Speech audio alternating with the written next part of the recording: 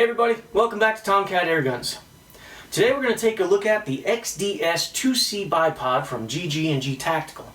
Now that's a mouthful, so let me say GG&G Tactical is coming out of Arizona. In fact, that's their website name, gggaz.com. And this is the XDS-2C model.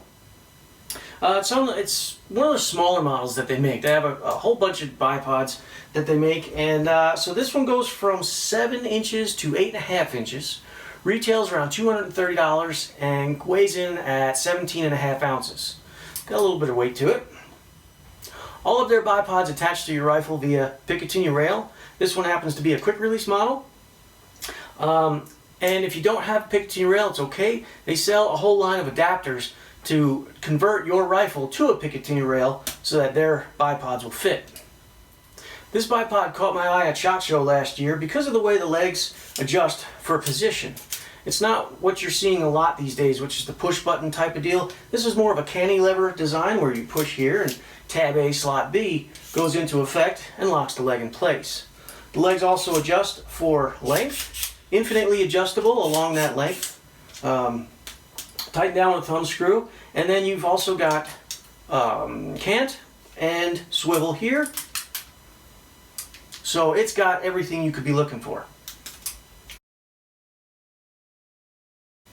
In order to mount this to your rifle, you've got this quick release lever right here which moves this little piece and it clamps down onto your Picatinny rail. Now you'll notice it has a little flat spot here on the lever. What that does is, once you clamp it down in place, it's got a little snap to it, and it kind of locks itself onto your rifle. In taking this on and off, this first movement right here is kind of difficult to do. So it really does act kind of as a lock. You're going to want to get this adjustment correct when you mount it to your rifle by turning this screw. It's going to bring this little plate in and out. And I'm mentioning that because this screw was extremely hard to turn. I don't know if they've got Loctite or what going on in here, but it was just very hard to turn this screw. You also want to make sure that on this side your lever stays within the grooves, otherwise your handle will just spin around and around. So we'll go ahead and find our slot and lock it in place. Just like that. That snap lets you know it's on there. As I mentioned before, this caught my eye at SHOT Show because of the way the legs adjust for position. It's not that normal push button type that we're seeing a lot of these days. It's more of a cantilever, push the lever type deal, and it'll tab A, slot B, slap into place. Now you can push it just a little bit to release it from position, and it'll snap into the next position. In order to adjust the legs for length, little thumb screw right here, give that like an eighth of a turn is going to do it. And then it's going to be free floating. Up and down, there's no spring pressure pulling in or sending it out. To adjust for swivel. Swivel is up here. That's going to give you a nice free floating swivel. And tilt is going to be on the bottom here. And again, with an eighth of a turn, you get a free floating tilt. One thing I'd like to touch on real quick is about the feet. Now these OEM feet are a nice rubber. It's a nice soft rubber, and they got little grippies on the bottom, so they're going to grip a lot of surfaces really well. They're roll pinned in place. You can replace them with other feet that GG&G Tactical sells. The catch to it is, and this kind of makes me scratch my head, is in order to put different feet onto this bipod, you have to buy an adapter for all the other feet to fit into. So it makes me scratch my head, like, why not just make the bottom of this leg it's the same as the adapter, and then you can just forego the adapter. So it kind of scratches my head, but there are feet out there a lot, like the claws with the spike, and you got, I think there's skids, and there's different rubber feet as well. So a couple different options for you guys to check out. So here we are for a bench rest style shooting. I think this is an important position since a lot of shooters sight in, do a lot of practice shooting. They just do a lot of shooting from the bench position. So I want to see how well these adjustments work and how easy they are to get to. So I've got a little tilt to correct, just like that, pretty easy to do. Now let's say I've got to adjust for a little height adjustment here.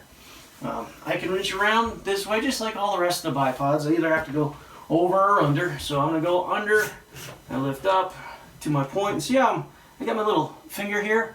Kind of use that as a stopping point. I just jam it into that little crease right there, and it helps me to control the descent, and then I'll lock it in place. A little bit of a tilt adjustment and we're good to go. So not bad. I want to see if I can correct a full leg extension and fully closed and see if I can come back to a level position, and I sure can, and then some. Wow, a lot of then some. That's level, so I mean I've got a lot of tilt adjustment here to do a lot of corrections with. So one thing I'd like to point out is regarding this tilt adjustment right here. That's how you loosen it up, just a little twist like that, and then you're really free floating. I mean, you have no restriction at all. So if I want to lock it out, I can try, but it's really not restricted. It's really actually very easy to move. I've got this much is super easy, and then it kind of tensions, but still is super easy. So I would almost call this slop, and then that is a restrictive twist. On top of that, this little thumb screw, like I just said, is little. So in order to get that real crank down force, you have to twist it so that your fingers have room in here. It's very constricted. And furthermore, if I'm tilted all the way this way, the leg is now kind of, yeah, it actually hits. It actually interferes right there. So I think this kind of needs to be addressed. And again, I mean, that is pretty tight. I've got, pretty strong hands, and it's really not doing anything towards locking this in place. Same thing with swivel. Swivel is on the other side here, and it's locked down pretty good. Let me bring you guys over so you can see this. Here's my swivel adjustment, and it's tightened down. I mean, I can't get it any more tight, and one of the reasons I can't is because this plate right here is in the way, and if this plate wasn't here, I would just have a pick rail that would be in the way and probably tearing up my fingers, but it's as tight as I can get it, and there's some resistance here, but not a whole lot. And then, you have super freedom to move once you loosen this up, but the point is there's no way to lock this out. All right, guys, so the first test I'm going to perform is called loading the rifle. That's when you've got your rifle like this and you're pushing into it to load into it to keep it stable during the shot. Just as a quick reminder, this rifle's not loaded, it's been checked, and it's on safe, so there's no bullets in here, and I don't need to be shooting that way today. So, with a 45-degree angle, woo, look at that slop right there. Let me bring you guys in, you can take a look at this. So here's my fake windowsill, and I go to load the rifle, and I've got a lot of slop to take up. And looking at it, I can see the majority of that slop is happening right here. In fact, I can see daylight through here. There's like a big gap that I think could be taken up with a small little piece of plastic so it still has the ability to slide real nice, or just tighten it up. On top of that, it's kind of a narrow spot right here to put all this strain onto the base. I'd like to see them increase the size of this width-wise at least, and that would maybe help alleviate some of the slop as well. But as far as loading goes, I think once you take up that slop, you're pretty solid. Okay, you can swivel and you can tilt as you swivel very easily, since neither one of these lock out, unfortunately. Going to a 90-degree angle is going to be the same thing with that slop, and I feel confident leaning into this. All metal construction just tells me nothing's going to break easily. Another technique is called reverse loading, and that's when you're actually pulling back on the rifle like so, and same thing. Once you take up that slop, being an all metal design, I think it's going to be real easy and allows you to do everything you need to do. Another technique I'm going to look at is for an extreme angle shot, and that's when you're preloading the rifle like I just did, except you're at one of these sharp angles. And you know, it's not bad. Bipods I've tested on up until now have had a little bit of interference on this block, and this one, the legs are hitting, sure, but it's not like the other ones where it's hitting the adjustment point or anything else, because this one is on the back side, so it's out of the way completely. I can get up there, I can get that extreme angle, and since I can't lock these out, I've always got tilt and swivel available at my fingertips with just the slightest bit of resistance. Next test I want to perform is a simulated barricade, and for previous tests I've been putting the legs forward like this, but it's really uncomfortable to do that and it's a lot less stable. So for this one I'm just going to leave them down and use the hub of the bipod as an anchor point, and it should work pretty well because it's got these two little bumps right here that almost lend themselves to being pushed into a barricade style environment. So we'll get on target and we'll swivel a little bit, and then we can come back since we can't control our swivel. Now notice this. What I've got going on here is this big gap, and since I can't control my swivel, it can throw my shot off just that easy. I mean, that moves your whole rifle, and it can happen unexpectedly. So for as far as barricade goes, you know, it's nice. It almost hooks in with these bumps. They almost want to hook. If they were just a little bit longer, I could hook that wall. That'd be really cool. And that would be, well, probably worse because of that whole swivel thing. All right, guys, here we are in the prone position. And get on target pretty easily. It's a little low for my liking, so let's see about adjusting those legs. Now, yep, they're pretty easy to adjust.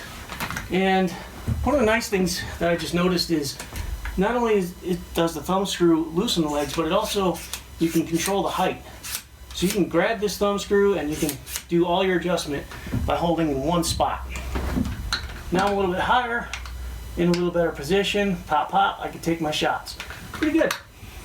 Swivel and tilt, like I said, you know, it's gonna keep coming up. This right here is just slop. It's supposed to be locked in beyond this, but man, it's just not. So as far as sitting and kneeling goes, this bipod just wasn't made for it. It's made for short work, not the long work sitting up here. So unless you've got something to stabilize yourself on, it's just not going to be long enough. So guys, my next series of movements is to illustrate using this bipod in a fast-paced or stressful environment. So I want to go through all the motions. So I'm going to have it in the stowed position. I'll have to bring it down and adjust the legs for prone, and then I'll come up. I want to adjust the legs back in, not because it makes much of a difference here on the barricade, but it's going through those adjustments. So I'll come up, I'll simulate 2 shots with the barricade, and then I'm going to have them at a 45 for the bench rest. So not many adjustments here, but let's see how we do. Ready? Here we go. Oops, not quite all the way. Snap through there. In for my target. Pop, pop, got those. Legs up. Come in for barricade, and where is it? Pop, pop. Okay, we're gonna go for 45. Target. Pop, pop. That's not bad. Let me try it again because I think I could do a little better. And 3, 2, 1, go. Deploying legs. Down and lock. And pop, pop. Come up, we'll bring these legs in for a quick adjust. Through my barricade, target acquired, pop, pop. 45 degrees, and pop, pop. So the weird thing is, I can't lock out this tilt. So I'm kind of almost counting on it, but then it's not giving me enough, or it's at the edge of this slop that's built in. So it's like I'm counting on it not being locked out, and it's semi-soft locked out. So it's difficult to work with. Another thing is these adjustments, all of these adjustments except the push button for the legs, they're all cramped. They're all made for I think slow movements and a more controlled environment where you have time to set up. I'm going to pick on this bipod quite a bit, actually. At over $200 price tag, I think there's a lot of areas of this bipod that need to be addressed. Starting with these T-screws, these, T-handled screws that are on here. Every one of them is cramped for space. This one here for tilt is in between the legs here, the leg plates, and I don't have very big hands, and I'm in there like struggling and ramming my knuckles up against the body of this bipod. Same with this one here for the swivel. I'm running into the gun, I'm running into the legs, especially if it's tilted this way. I'm just running into things with the rest of my fingers. So I'd like to see these addressed, either bring them out or make them larger so I can get more leverage, because that's the other thing. They're so small, I can't get leverage on them. So I can't really lock that out as much as I want to without a pair of pliers in my pocket. You're not going to do that. In addition, even the leg ones here down at the bottom, they're a lot easier to get to than these two, and they're a little bit bigger, so I can lock them in a little bit better. But it's kind of the same thing where I'm running into the bottom of the leg when they're up here. Not only that, but I wish there was a way to time these. So, and what that means is position them, basically. So this one's going on at this angle, and this one's at this angle, and they're both locked in place. If I could time these and put them in the position I want them to be in, then it would be easier for me to get to them, because I could put them however my hand works, however I'm shooting. I could put them where it's convenient for me, and I think that would be a great improvement for this, is somehow do that. You guys know me by now. You know I'm a stickler for any kind of slop built into a system, and I'm manipulating the initial slop right here, and that's this much, and then no way to lock out. That's another thing that drives me nuts. I am both tilt and swivel by hand off the gun right now, and it's fully locked in. I can't tighten them down anymore without pliers. So that drives me nuts. Additionally, with the slop is this little area right here where the bipod attaches to the base. As I mentioned before, I can see daylight through here, and I think this should be increased. I think it would really add to the stability of the whole bipod. I took this back to the shop, and I tried to tighten down on this the swivel bolt here and try to see if I could take out some of that slop. I couldn't. I'm not the type of person that just lets this go throughout the testing without trying to address the problem, and I just couldn't. On the pro side, I like that there's a quick release lever. I'm spending over $200 on a bipod. I want it to go from rifle to rifle to rifle very quickly, and this one allows me to do that. I didn't think I would like this curved lever design at first. I was kind of like, oh, why would you do that? But because of the lock that this has, it actually is very nice to have this, and I ended up liking it for this bipod. Another thing that I liked was the legs, the way the legs lock in place. It's a different design than the other stuff that's out there, and it works. It's pretty easy to get to. If these were maybe changed. No, it's pretty easy to get to, it's pretty easy to manipulate. I've got just a touch, just a hint of slop in these feet, which I'm not really going to be too concerned about. The feet are very nice soft rubber with the little grippies on the bottom. I like them, I think that's really good. But, you sell feet for this bipod, but they don't fit on the bipod without an adapter. How about you just make the bottom of the leg just like the adapter, so I don't have to buy an adapter to adapt the feet that you made for the bipod? Or make the feet, just fit. So guys, overall my impression of this bipod is I think they need to go back and address some of these finer details of it. The slop, the inability to lock anything out, and the cramped. Everything's so cramped that it's difficult to work with. So for over $200 bipod, I want that stuff to go away.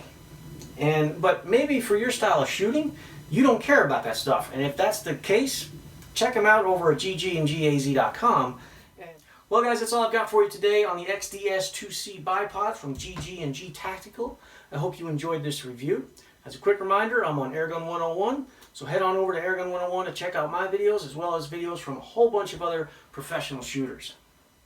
Another quick reminder, there's many different ways you can support my channel. You can buy clocks, you can buy decals, or you can just send me a donation if you found this video to be helpful. Guys, as always, happy shooting and thanks for watching.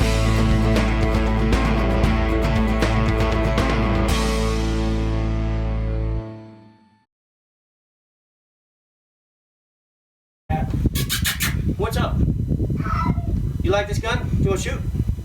You do? You want to shoot? You're not helping. You're not helping. You're in the way. You're in the way, dude. I bet that Picatinny rail feels good.